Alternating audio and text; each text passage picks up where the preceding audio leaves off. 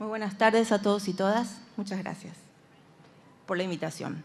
Las mujeres y personas con distintas identidades de género y orientaciones sexuales también abortamos en Catamarca, en una provincia donde la palabra aborto aparecía escondida, discriminada, oculta y era pecaminosa hasta hace muy poco, pero solamente la palabra, porque en los hechos se aborta a pesar de la amenaza penal.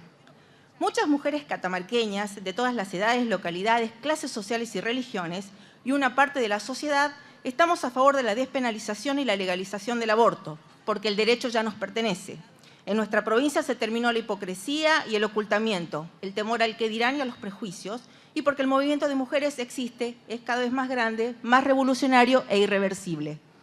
Por ello, y siendo parte de este momento histórico, quiero aprovechar en esta oportunidad y referirme a la realidad de las mujeres en Catamarca. De acuerdo a datos proporcionados por la maternidad provincial ubicada en la capital, hay un 15 y 20% de nacimientos vinculados con prácticas de aborto en un total de 3.000 que se registran anualmente. La situación da cuenta que 600 mujeres llegan al año al centro asistencial tras haber sufrido un aborto, ya sea espontáneo o provocado. Las cifras señalan que en los últimos años al menos 3 casos se complicaron causando la muerte de una mujer, uno en 2007 y 2 en 2016 por abortos sépticos. Una de esas mujeres, Nancy Verónica Ibáñez, presente en nuestra memoria, murió tras someterse a un aborto realizado en una clínica privada en la localidad de Recreo, al oeste catamarqueño, ciudad a quien el exobispo Miani ya en 2001 la llamaba la capital del aborto.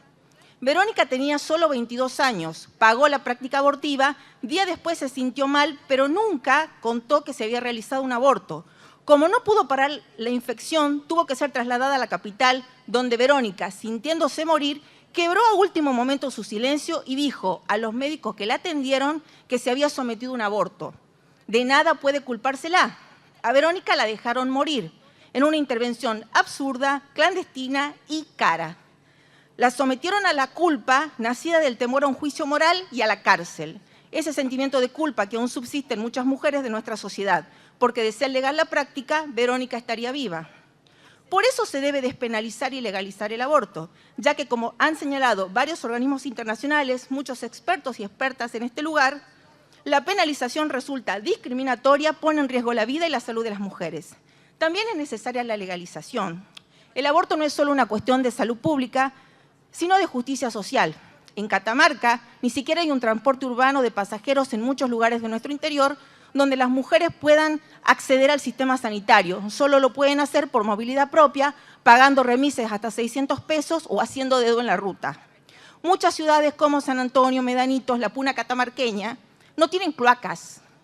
Solo la calle principal tiene asfalto. La mayoría de las mujeres cobra aguachos subsidios por discapacidad. Y si tienen la suerte de ser empleados municipales, el máximo que ganan es 8.000 pesos. Según la encuesta permanente de hogares del INDEC, la desocupación de las mujeres llega al 8,2% y el desempleo llega a 10,4%. Esta realidad, el peso de lo cultural, el peso de lo clerical, que es muy alto, y la falta de acceso a la salud, igualmente sale a la luz la necesidad de una solución al embarazo no deseado, porque muchas veces las mujeres no deseamos los embarazos. Todo esto trae como consecuencia la búsqueda de soluciones o remedios caseros propios de la cultura popular. Todavía se usa ramas de perejil, diversos tés como de garbanzo, jarilla y de vez en cuando algún uso de misoprostol. Los profesionales de la salud en este recinto que se oponen al aborto no dicen que en el interior de las provincias ni siquiera hay médicos especialistas, que prefieren quedarse en los centros urbanos y que esto impide no solo el derecho al acceso a la salud, sino también a la anticoncepción e incluso un aborto no punible. Para que tengan una idea, el aborto no punible solo en Catamarca se practica en la maternidad provincial, que todavía en ese lugar existen objetores de conciencia que no quieren interrumpir el embarazo y prefieren que las mujeres y las niñas se conviertan en madres a pesar de riesgos físicos y emocionales. Esta realidad no hace más que agravar la situación de las mismas mujeres, llevándolas a un abismo de temores y riesgos propios de sus vidas. Las mujeres de la Catamarca profunda generalmente son multíparas, familias numerosas de 7 u 8 hijos que dependen de la atención materna. La morbimortalidad que se desprende de estas prácticas abortivas y en algunos casos de intento de aborto acarrean que estos niños y niñas se queden sin el cuidado de su madre, perpetuando un círculo vicioso de mayor vulnerabilidad. Dejan de asistir a la escuela, en muchas ocasiones no concurren al hospital. De estos niños y niñas huérfanos, en este recinto no se dice nada, solo se habla de fetos.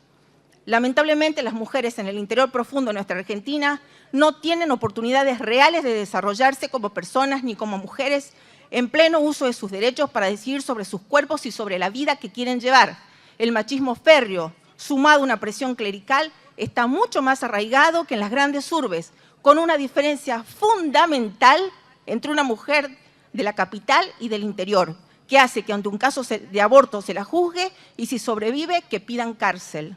Como dice Bell Hooks, las mujeres pobres y de clase trabajadora pierden el acceso al aborto cuando el gobierno no financia la salud sexual y las mujeres con privilegio de clase no sienten ninguna amenaza cuando el acceso al aborto es a cambio de una suma de dinero, porque sigue estando a su alcance, pero la mayoría de las mujeres en Catamarca no tiene ese poder. Sin el derecho al aborto legal, seguro y gratuito, perderán el control sobre sus cuerpos.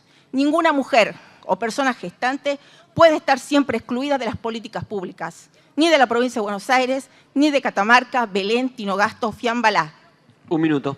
Para terminar, pertenezco a la Liga Argentina por los Derechos del Hombre, una organización que desde 1937 luchamos en defensa de presos y presas políticas, torturados y torturadas de todos los gobiernos, y luchamos por los valores democráticos y humanistas. Y en ese contexto exigimos protección total para nuestras mujeres todos los días y cuando deciden sobre su cuerpo.